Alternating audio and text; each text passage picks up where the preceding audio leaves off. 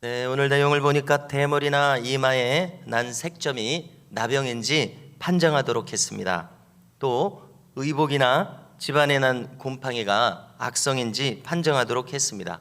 그래서 우리가 이 성경에서 나병이라고 번역된 히브리어가 차라아트인데요. 차라아트가 우리가 일반적으로 이 세상에서 한센병이라고 하는 그 피부에 생긴 나병 환자 있지 않습니까? 그 나병을 다 가리키는 것이 아니라는 것을 알게 됩니다. 왜냐하면 오늘도 읽어보니까 옷이나 집안에 있는 이런 곰팡이 균 때문에 생긴 이런 변형된 점들, 그런 것들도 나병이라고 하지 않습니까? 근데 우리가 일반적으로 그런 것을 한센병이라고까지는 하지 않죠. 그러니까 피부병이라든지 곰팡이로 생겨난 옷이나 집안에 생긴 그런 좀 불결한 그 모든 것을 차라아트라고 부르면서 우리 성경이 나병이라고 이렇게 일괄적으로 번역한 것을 이렇게 확인하게 됩니다. 자, 오늘 보니까 먼저 이 피부의 색점이 나병으로 판정되면은 그는 어떻게 하라고 그랬냐면은 부정하다 외치라고 그랬습니다. 그리고 사회로부터 격리되도록 했습니다. 우리가 코로나 전염병 때문에 2주를 격리하고 1주를 격리하고 그런 것들을 경험했는데요.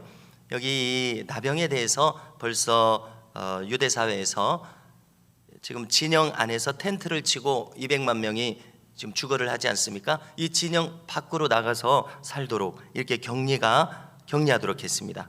자, 이것은 전염을 막기 위한 것입니다. 또 이 악성 피부병의 부정함을 우리가 어떻게 연결을 할 수 있습니까? 우리 심령의 부정함과 연결해서 살펴볼 수가 있습니다. 심령의 악성 피부병은 무엇이겠습니까? 그것은 우리의 심령에 우리가 품게 되는 죄입니다. 죄도 전염되는 것을 알 수가 있는데요. 가만히 이 사회나 어떤 사람들의 모여서 사는 그런 관계를 생각해 보면은 혈기도 폭력도 전염이 됩니다. 또 우상숭배도 사회에 이렇게 점점 전염이 됩니다. 또 음란함이나 방탕함과 같은 이런 흐트러진 삶의 태도도 그 사회에 전염이 됩니다.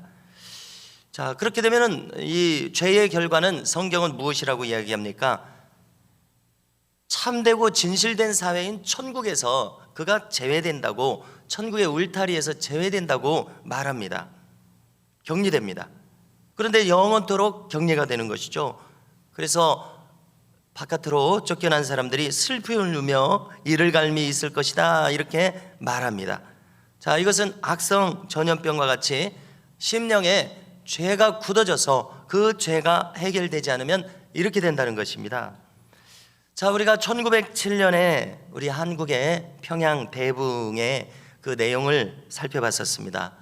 새벽기도가 계속되는 중에 수백 명이 새벽기도에 나오는 그런 평양 장대현 교회의 부흥이 있었습니다.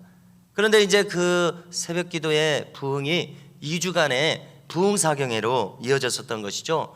그 1907년에 1월달, 2월달로 기억하는데요. 그때 사람들은 말씀을 통해서 자기를 비춰보는 일이 생겼습니다. 2주 동안 하니까 말씀에 깊이 자신을 비춰보는 일이 생기고, 어떤 일이 생겼냐면은 설교가 마친 다음에 자기가 공개적으로 회중들 앞에서 자기 죄를 자백하는 일이 생겼습니다. 그래서 심지어 경찰이라고 해야 되겠죠? 순사라고 해야 됩니까? 범인을 잡으러 그 자리에 왔다가 누가 이렇게 자백하면 그 단서를 찾아가지고 평양 시내에 이런 말하자면 강력범죄를 해결해야 되겠다 이런 마음으로 왔던 사람의 그 간증이 지금 기록돼서 우리에게까지 전해지는 것이죠. 그래서 이제 이런 단서를 잡으려고 왔다가 자기가 마음에 찔림을 받아서 자기가 죄를 자백하는 사람이 되고 자기가 예수님을 믿는 사람이 되는 그런 일들이 있었습니다.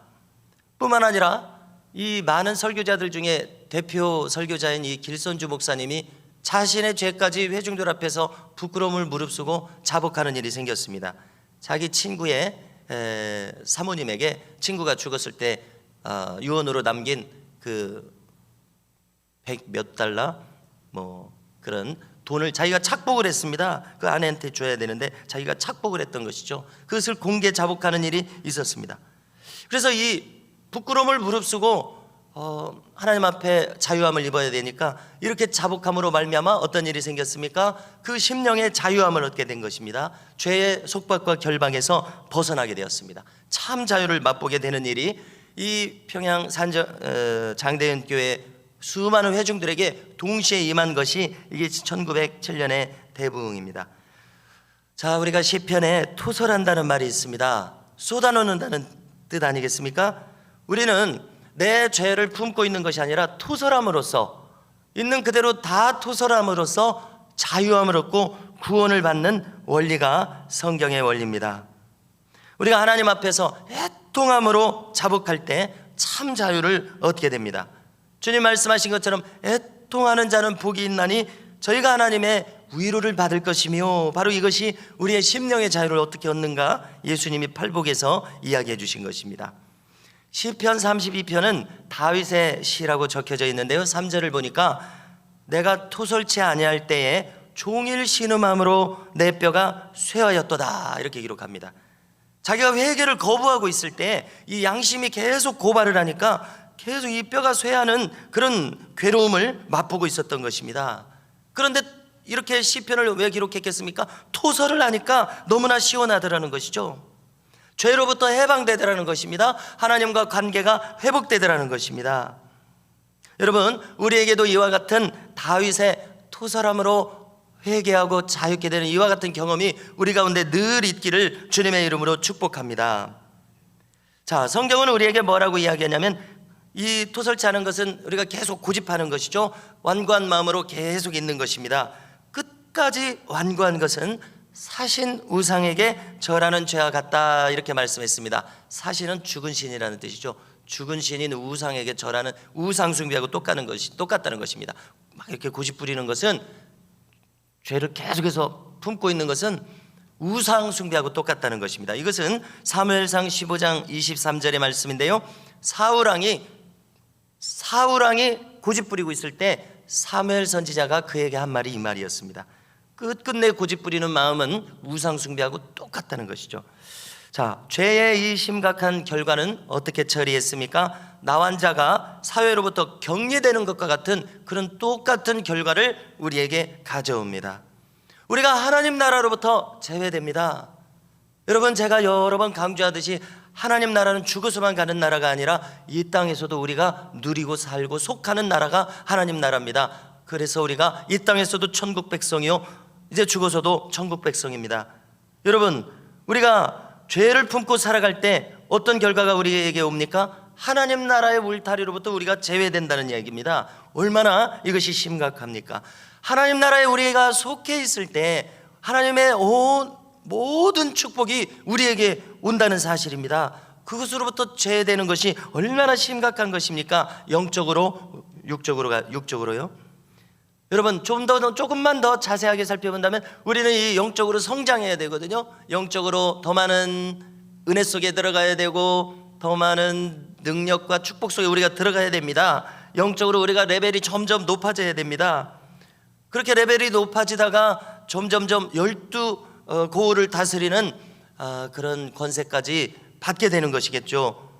별의 영광이 다르고 달의 영광이 다르고 해의 영광이 다르다고 하듯이요, 점점점 하나님 보좌에 가까워지는 사람으로 영적 레벨이 올라가는 것입니다. 하나님 나라에 속하지 않게 되면 어떻게 됩니까? 우리가 성장하지 못하게 되는 것입니다. 영적인 승진에서 제외가 됩니다. 다음 단계로 나아갈 수가 없습니다. 돌파를 해서 레벨이 올라가야 되는데 그렇게 되지 않는다는 것이죠. 그 결과 우리가 주님의 도구로 사용될 수가 없습니다. 여러분, 참 신자는 사용되기를 원하는 간절한 소망을 갖게 되는데요, 사용될 수 없는 그런 사람이 되어버린다는 것이죠. 내가 너하고 함께 할 수가 없구나, 내가 너하고 함께 할 수 없는 사람이 되었구나, 이렇게 된다는 것입니다. 성령을 근심시킵니다. 성령을 소멸시킵니다. 그러니 성령이 일하시는 사람이 될 수 없습니다. 자기가 이렇게 결박된 사람이 어떻게 타인의 결박을 풀어주는, 자유케 하는 통로가 되겠습니까? 그러므로 성도 여러분, 하나님의 나라를 유업으로 받을 수 없다고 사도 바울은 누누이 이야기합니다. 신자에게 이와 같은 비극은 없는 것입니다. 그래서 저와 우리 모든 교우들께서 날마다 나를 깊이 살피고 나의 죄를 날마다 버리시는 놀라운 은혜가 매일매일 임하시기를 주님의 이름으로 축원합니다. 그래야 우리가 이 지상에서도 하나님 나라의 유업을 누리고, 유업이라는 것은 무슨 뜻입니까? 유산으로 물려줬다는 것이죠. 우리가 하나님의 아들, 딸이니까 하나님께서 우리에게 유산을 물려주기를 원하시는데 아들, 딸이 아니면 유산을 줄 수가 없다는 이야기입니다. 여러분, 이 유업을 받아서 우리가 이 지상에서도 누리고 하나님 나라에서도 받아 누려야 되는데요, 이와 같은 은혜가 우리에게 있어야 된다는 것입니다. 이 지상에서 누려야 됩니다. 저 나라에서도요.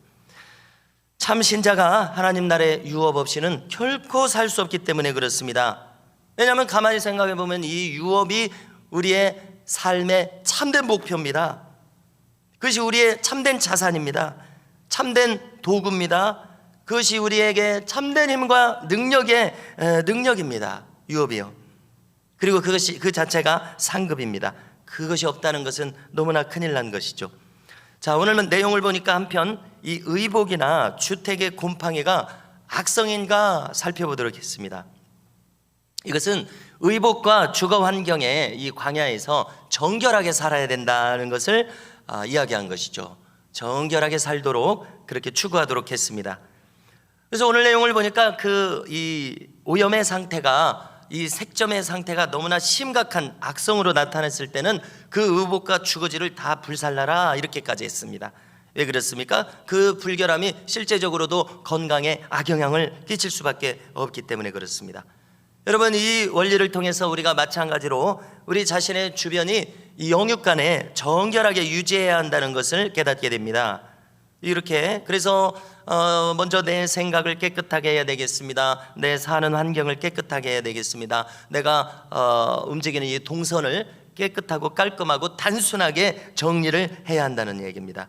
여러분, 복잡하고 어려운 것은 내 마음에 산란함을 줍니다. 그렇지 않습니까? 그러므로 우리는 내 정신을 정돈해야 되고 살아가는 모습을 정돈하고 단순하게 만들어야 될 것입니다. 여러분, 내 머릿속이 복잡하면 영감이 오지를 않습니다. 이 복잡하고 어지러울 때 내 정신이 흐트러지죠. 그래서 우리의 생각에 잡념이 없도록 우리가 힘써야 될 것입니다. 그래야 우리가 늘 소원하는 지혜와 계시의 정신으로 내가 충만하게 될 것입니다. 하나님께서 주시는 좋은 생각들이 선명하게 떠오르게 될 것입니다. 어떤 그림이나 이런 이미지로 떠오르게 될 것입니다.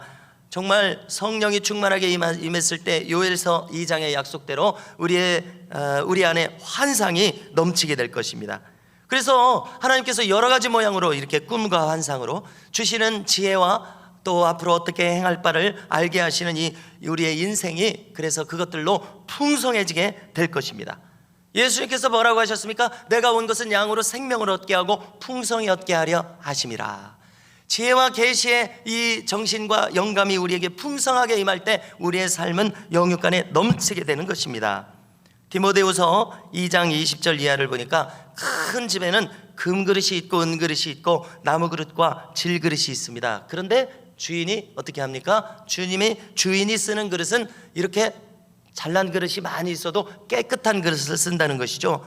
그래서 주인이 언제든지 들었을 수 있는, 주인이 즐겨하는 그릇이 되는 이런 놀라운 은혜가 우리에게 있기를 간절히 소망하게 됩니다.